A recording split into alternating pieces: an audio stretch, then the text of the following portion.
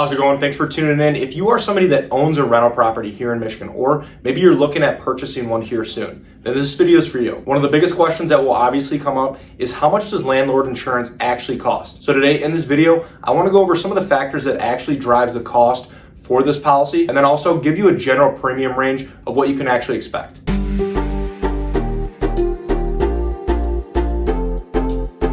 Thank you for stopping by. My name is Brian. I'm an independent insurance agent based here in the state of Michigan, Metro Detroit specifically, and I work with businesses on their commercial insurance programs, as well as helping families and individuals with their personal insurance, their home, their auto insurance as well. My goal with this channel is to pass on a little bit of educational information to you so that you can make more informed decisions around your insurance, and then overall help answer any questions that you might have. So let's get into it. And before we get too far into the video, I do want to invite you to subscribe to the channel. And if you find this video helpful, useful, anything like that, please feel free to like, share, pass along with anyone else as well. So first, let's start with the basics. Insuring a rental property is going to be very similar to insuring any other property, whether it's your primary home, commercial building, whatever it may be. You will want to make sure that the property is insured to its replacement cost value, not its market value. Market value is what you could sell the property for, while replacement cost is what it would take to completely rebuild the property from the ground up if it were completely destroyed. And the replacement cost is going to be calculated based on things like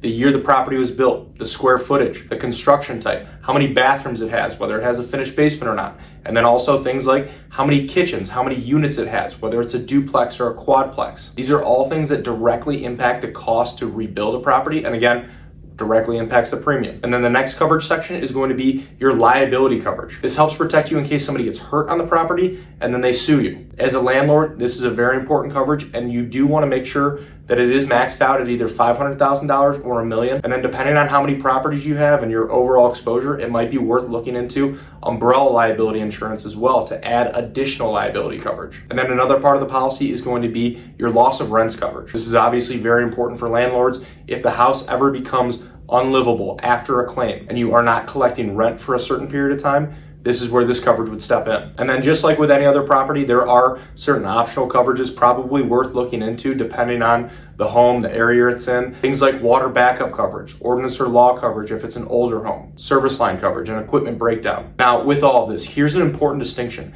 Landlord insurance will typically be more expensive than a standard homeowners insurance policy. And the reason is simple. Once a tenant lives at a property, insurance companies will typically see this as a higher risk. Since you aren't the one living there, you aren't the one controlling the day-to-day behavior, the regular maintenance issues that might come up, and just in general, how the property is used and maintained on a day-to-day basis. And then with this, the policy will be priced accordingly. So if you are maybe looking at insuring a single family home with a replacement cost value of $300,000 to $400,000. Most landlords can expect to maybe pay in that $1,500 on the low end to $3,000 to $4,000 a year on the high end, depending on the location it's in, the coverages you need, the claims history, and then other factors as well. And if you do maybe have a multi-unit property, or the home is older, or you have prior claims, these can all impact the cost, and you will probably be looking at the higher end of that range. But overall, with all this, insuring a rental property is going to be very similar to insuring any other property. You want to make sure that you have an accurate replacement cost estimate, that you have the optional coverages you need, but you can typically expect that a landlord policy